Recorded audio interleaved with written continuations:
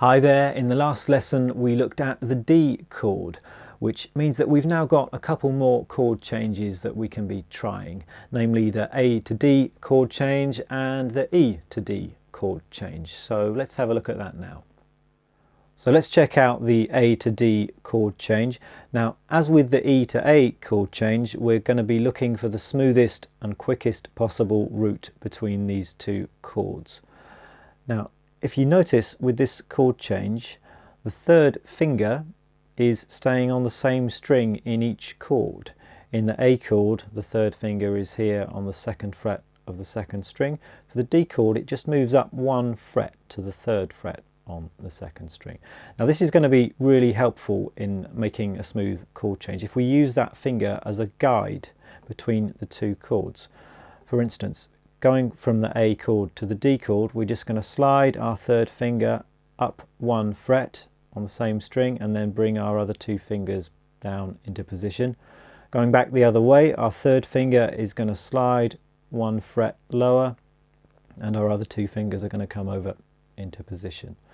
So at no time does our third finger leave the second string. It's just guiding us between those two chords. You might want to just release pressure slightly with your third finger, but at no point do you come away from the string entirely. And if you bear that in mind, it's going to make for a very smooth and quick chord change. So we have a similar thing going on with the E to D chord change. Notice that our first finger stays on the same string in each chord. So in the E chord, our first finger is at the first fret on the third string. The D chord, our first finger is at the second fret on the third string. So again, we're going to use that finger to guide us between the two shapes.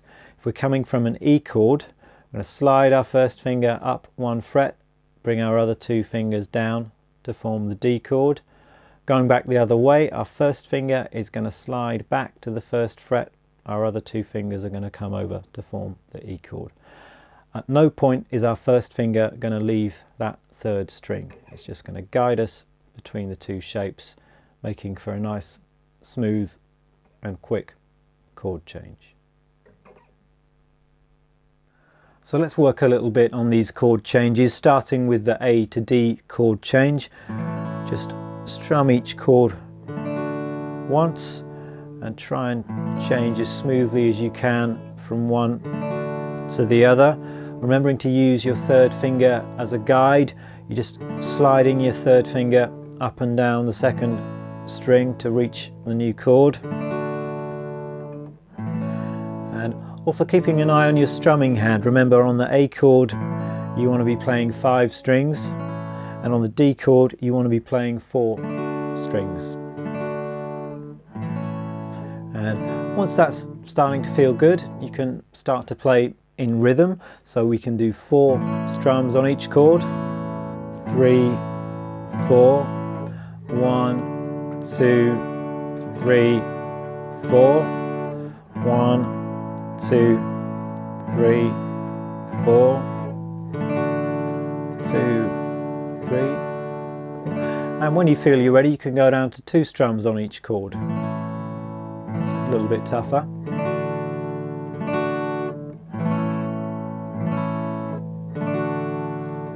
And then even just 1 strum on each chord.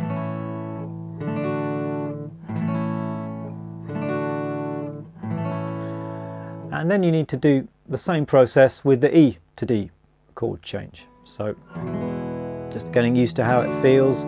This time using your first finger as the guide. That's just moving along the third string. And then 4 strums each.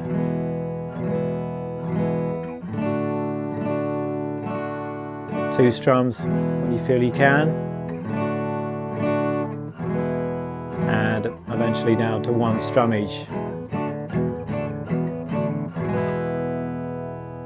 So there's no avoiding the fact that you're now going to have to go away and do some serious practicing. It's not easy to become good at these chord changes, but there's no doubt in my mind that you will be able to do it if you put the time in. We should have 3 different chord changes for you to work on. Now we've got E to A to D and E to D. And you want to be trying to practice those chord changes every day if possible. What I would suggest is putting aside 15 minutes a day and spending 5 minutes working on each of those chord changes. Try and do that 5 or 6 days a week. I think that will be a really good little beginner's routine. If you've got a bit longer to spend practicing, then spend 10 minutes working on each of those chord changes. So happy practicing, and I'll see you again for another lesson really soon.